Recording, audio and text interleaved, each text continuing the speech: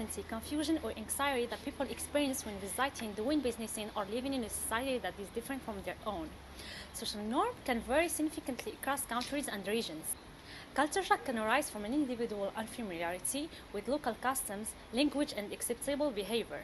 Culture shock occurs at different times and to different extents for different people. Some symptoms of culture shock which cross-cultural training help international assignees understand include depression, fatigue, insomnia, loss of self-confidence, anxiety, confusion, frustration, loneliness and isolation, annoyance, oversensitivity, and impatience. Adapting to a new culture can be difficult, especially when moving abroad. Most people who live in a foreign country for some time to go through an adjustment period during which culture shock is experienced. Once culture shock is understood, its effects can be minimized dramatically. Expatriates usually experience the following phases while adjusting to their new country: honeymoon phase, negotiation phase, adjustment phase, reverse culture shock, countering culture shock. First of all, honeymoon phase. During the honeymoon phase, newly arrived expatriates are excited about their new surrounding and are eager to explore their new country. They are very positive about their relocation and the newness of the country. Following the previous stages comes the negotiation phase. After a few weeks in a foreign country, expatriates usually experience homesickness. Simple day-to-day tasks, such as taking transportation, shopping, or attending school meetings, can become a real challenge in a different environment. This is sometimes exacerbated by language barriers.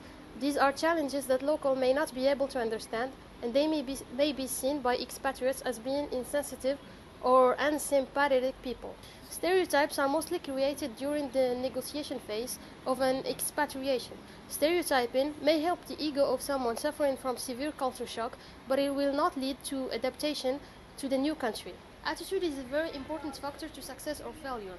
Frustration leads to aggressiveness and roughness toward others. Locals, in turn, behave the same way or ignore the expatriates, further increasing the stereotypes and frustrations. Expatriates who overcome this step are usually successful in their expatriation. Those who don't just leave the host country earlier than expected. So there are three main types of reaction to culture shock. The first one is rejection. Some expatriates find adapting to a new country and its culture to be particularly difficult. They tend to isolate themselves from the host country that they perceive as hostile and believe that returning home is the only way for them to be in harmony with the environment again. The second type is adopters. Some expatriates embrace their host culture and country whilst losing their original identity. They usually choose to stay in the host country forever. And finally comes the last type, cosmopolitans.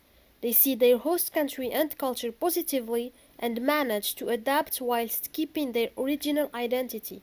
They create their own blend and usually have no problem returning to their home country or relocating elsewhere. And now I'm going to talk about the adjustment phase. 6 to 12 months after arriving in the host country, expatriates usually begin to grow accustomed to their new home and know what to expect from their surroundings. Daily activities become routine, and the customs of the host country are accepted as another way of living. At this stage, expatriates are able to communicate more freely with locals. The previously hostile country has now become a place from which expatriates can learn and enrich their lives. Once expatriates have reached this stage, the longer they remain in the host country, the more unique their experience will be.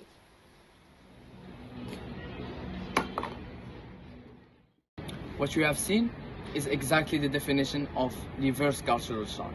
Reverse cultural shock only stands for when you come back from another country and you find a lot of boundaries and stereotypes about your own country. For example, what you have seen now is a person who throws dishes at the floor like he doesn't care. And let's take, for example, that you were a person who went, for example, to country X, and you had either an internship or you have been there for like a certain period. And then when you came back to your country, when you see someone like this person or acts in the same way, you will have a certain stereotype and you will feel really bad about your own country. So reverse cultural shock is something that defines the mindset of people when they come back from another country and where they had better living condition and where they developed a certain mindset. So when they come back to their own country, they start to have stereotypes or surprises in a bad way about their own country. The example that we just showcased to you is something that a lot of people that they went abroad have witnessed in their own countries, and it's something that develops a certain burden for people when they see that their home citizens are acting against the values that they have seen in the other country. So all in all, reverse cultural shock is something that is very big in intercultural exchange, and that defines the mindset of people either when they are in the country they have been in. However, when they come back to their own country, they find a lot of acts and a lot of scenes where it doesn't go in the same way with what they have seen in the country they were in. As the final stage comes countering culture shock. 5 steps can be taken to help avoid the worst aspects of culture shock. A little research will help you understand what to expect in the new country and assist you in settling down. First, learning the national languages spoken in your adopted country will help you communicate and reduce the effects of culture shock and misunderstanding. Being able to communicate with the locals will minimize the stress of your move. Preparing for cultural differences comes next. The more you know about the culture of your host country, the more prepared you will be for a different way of life, and the easier it will be for you to cope with new ideas and experiences. Misunderstandings due to cultural differences are a reality, but can be reduced through sensitivity and careful communication. Number 3, being open-minded. Be open to accepting cultural differences and alternative ways of doing things. The unfamiliar may be frightening at first, but in time, you will find yourself taking these once unfamiliar situations for granted. Number 4, be patient. Adapting to a new culture and country takes time. Be patient with yourself and allow yourself to make mistakes and learn from them as you go along. Number 5, take time off. It's natural to long for things to be the way they were in your own country. Taking a break from all that is unfamiliar helps. When adapting seems difficult, take part in a familiar activity like read a book, watch a movie or listen to music in your home language. You will find that this will energize you and help you tackle any challenges that you are facing. Living abroad can be an exhilarating experience that encourages new worldviews, increases cultural curiosity, and supports a willingness to explore unfamiliar territories. However, it may also invite a sense of feeling a little bit lost in the world. Let's consider the example of the Moroccan culture. As like all other countries, Morocco is special with its own culture. Furthermore, it is also a place of acceptance toward differences.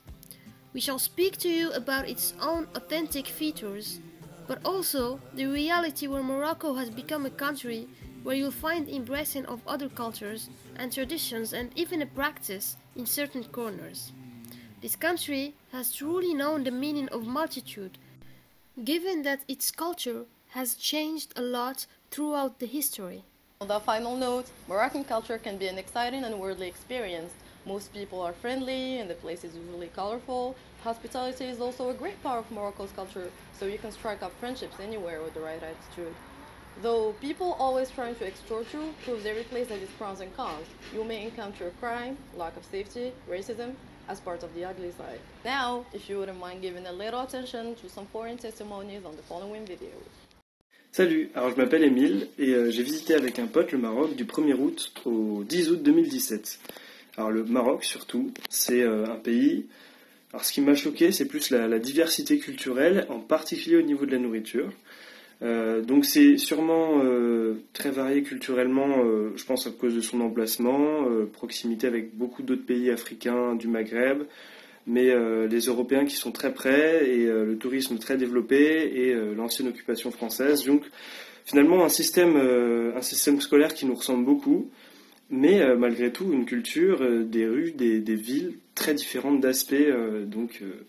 Alors ce qui était, je trouve, super sympa, c'est les couleurs des villes. En tout cas pour certaines grandes villes, comme en rouge pour Marrakech, en blanc pour Casablanca, en bleu dans le nord. Enfin voilà, on a donc cette petite différence entre chaque région. Et les zones sont différemment touristiques. Enfin dans le nord, on a vraiment plus des plages qui ressemblent aux plages de la Méditerranée, du sud de la France par exemple. Et alors qu'on a aussi une côte atlantique qui n'a rien à voir et des villes qui sont totalement différentes. Essaouira qui est extrêmement venteuse.